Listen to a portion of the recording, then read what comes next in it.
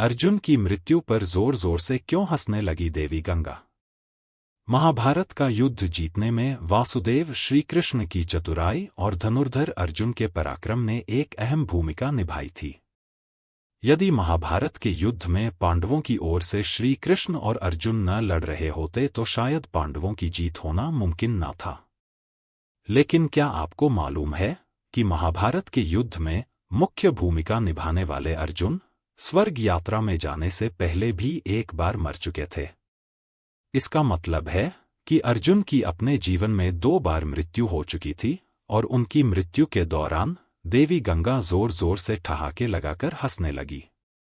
मगर क्यों अर्जुन की मृत्यु पर मां कुंती के रोने पर देवी गंगा हंसने लगी? क्यों एक मां होने के बावजूद देवी गंगा दूसरी मां के दुख पर ठहाके लगा रही थी? महाभारत के युद्ध में जब पांडवों की जीत हुई तो हस्तिनापुर की गद्दी पर बैठे ज्येष्ठ पुत्र युधिष्ठिर। इसके बाद श्री कृष्ण ने युधिष्ठिर को सुझाव दिया अश्वमेघ यज्ञ कराने का, जिसके बाद युधिष्ठिर ने अश्वमेघ यज्ञ को आरंभ करते हुए अश्व को अर्जुन के नेतृत्व में रवाना कर दिया। अब जिस दिशा में अश्व चलता जाता उसी के पीछे पीछे अर्जुन और उनकी सेना भी चलती जाती। इस दौरान ये अश्व कई राज्यों से गुजरा। जिन भी राज्यों से वो अश्व गुजरा उन सभी राज्यों के कई राजाओं ने तो पहले ही अर्जुन के आगे घुटने टेक दिए, लेकिन कई राजाओं ने ऐसा नहीं किया, जिसके बाद अर्जुन और उनकी सेना द्वारा युद्ध लड़ा गया और कई राजाओं को परास्त करते हुए अर्जुन उनके राज्यों को जीतते चले गए। ऐसे कई राज्यों को अपने अधीन करते हुए अर्जुन मणिपुर पहुंचे, जहां पर उनका सामना हुआ बभ्रुवाहन से। आपको बता दें कि बभ्रुवाहन अर्जुन और चित्रांगदा के पुत्र थे और अपने पिता अर्जुन के उनके राज्य में पधारने से वे काफी उत्साहित थे।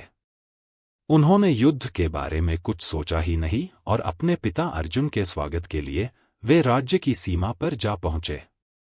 लेकिन जैसे ही बभ्रुवाहन अर्जुन का स्वागत करने के लिए आगे बढ़े, वैसे ही अर्जुन ने उन्हें रोकते हुए कहा कि मैं इस समय तुम्हारा पिता नहीं बल्कि हस्तिनापुर के नरेश का प्रतिनिधि हूं और क्षत्रिय होने के अनुसार इस समय तुम्हें मेरे साथ युद्ध लड़ना चाहिए। बस उसी समय अर्जुन की दूसरी पत्नी उलूपी वहां आती है और बभ्रुवाहन से बोलती है कि हे पुत्र, तुम्हें अपने पिता के साथ युद्ध लड़ना चाहिए। यदि तुम युद्ध नहीं लड़ोगे तो इसमें तुम्हारे पिता का ही अपमान होगा। माता की आज्ञा पाते ही बभ्रुवाहन युद्ध के लिए तैयार हो जाता है और अर्जुन और बभ्रुवाहन के बीच युद्ध छिड़ जाता है।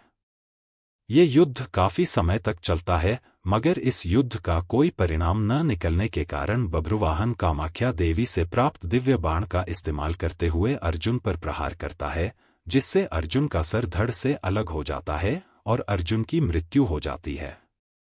साक्षात अर्जुन की मृत्यु देख हस्तिनापुर की सेना सुन्न हो जाती है और इसकी सूचना तुरंत श्री कृष्ण तक और हस्तिनापुर तक पहुंचाई जाती है।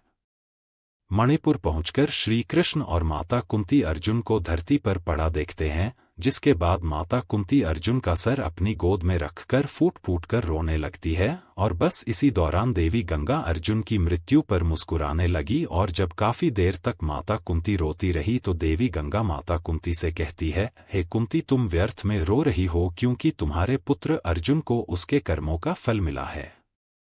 मेरा पुत्र भीष्म अर्जुन को अपने पुत्र की तरह स्नेह करता था, मगर फिर भी इसने श्रीखंडी का सहारा लेकर मेरे पुत्र भीष्म का वध कर डाला। मैं भी उस समय ऐसे ही रोई थी जैसे तुम आज अपने पुत्र के लिए रो रही हो। मैंने अपने पुत्र के वध का बदला ले लिया, क्योंकि जिस कामाख्या देवी के बाण से बभ्रुवाहन ने अर्जुन का सिर धड़ से अलग किया है वो मेरे द्वारा ही प्रदान किया गया था।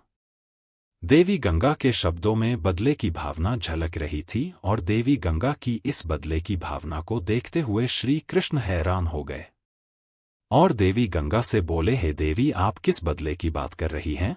आप किस किससे बदला लेंगी? अर्जुन की माता कुंती से या फिर अर्जुन से? आप एक माता से प्रतिशोध कैसे ले सकती है? ये सुनकर देवी गंगा ने कृष्ण से कहा, हे वासुदेव, ये तो आप जानते ही हैं कि अर्जुन ने उस समय मेरे पुत्र का वध किया जब वो निहत्था था। जब अर्जुन का ऐसा करना उचित था तो अर्जुन का वध उसी के पुत्र द्वारा कराकर मैंने क्या गलत किया। श्री कृष्ण देवी गंगा को समझाते हुए कहते हैं कि पितामह ये भलीभांति जानते थे कि यदि वह जिंदा रहेंगे तो उन्हें कौरवों की तरफ से युद्ध मैदान में आना होगा और ऐसे में पांडवों की जीत होना नामुमकिन था, इसलिए उन्होंने खुद को मार्ग से हटाने का निर्णय लिया और अर्जुन को वो स्थिति बताई जिसमें वो अपने पितामह की मृत्यु कर सके। यहाँ तक कि जब अर्जुन का मुकाबला उनके पुत्र बभ्रुवाहन से हो रहा था तो उस समय भी उन्होंने बभ्रुवाहन पर प्रहार न किया, बस बभ्रुवाहन के प्रहारों को रोके रखा और साथ ही बभ्रुवाहन को कामाख्या देवी द्वारा दिए गए दिव्य बाण की लाज रखने के लिए अपने प्राणों की आहुति दे दी। श्री कृष्ण द्वारा दिए गए तथ्यों को सुनकर देवी गंगा सोच में पड़ गईं और उन्होंने श्री कृष्ण से अर्जुन को पुनः जीवित करने का मार्ग पूछा, जिसके बाद श्री कृष्ण देवी गंगा को उनकी प्रतिज्ञा वापस लेने को कहते हैं।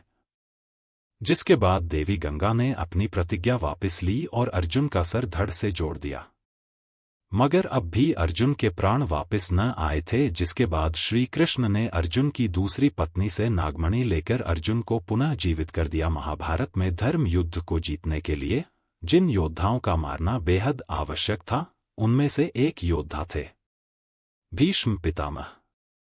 उनके नेतृत्व में कौरवों का हराना नामुमकिन था, लेकिन उन्हें मारना भी असंभव था क्योंकि उन्हें वरदान प्राप्त था।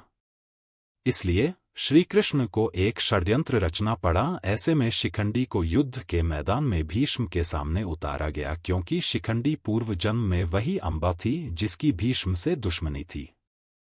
शिखंडी का जन्म भले ही किन्नर के रूप में हुआ हो, लेकिन भीष्म उसे कन्या ही मानते थे। युद्ध में शिखंडी को अपने सामने देखकर भीष्म पितामह अपने हथियार नीचे कर लिए। इसी मौके का लाभ उठाकर अर्जुन ने भीष्म पर लगातार कई तीरों से वार किया।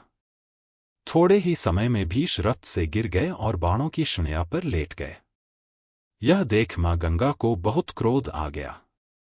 वह युद्ध के मैदान में प्रकट हुईं और उन्होंने अर्जुन को श्राप दिया कि अर्जुन की मौत उसके अपने बेटे के हाथों ही होगी। कुछ समय बाद जब अर्जुन की मृत्यु उसके ही एक पुत्र बभ्रुवाहन के हाथों हुई तो मां गंगा जोर जोर से हंसने लगीं। कथा के अनुसार मां गंगा ने ही अर्जुन के बेटे बभ्रुवाहन को ऐसा भ्रमित कर दिया था कि उसने अपने ही पिता अर्जुन का सिर काटकर उनका वध कर दिया था। महाभारत कथा के अनुसार अर्जुन की एक पत्नी ने अपनी शक्ति द्वारा और श्री कृष्ण की मदद से अर्जुन को पुनः जीवित किया और अर्जुन के पुत्र बभ्रुवाहन को मां गंगा की माया से मुक्त किया।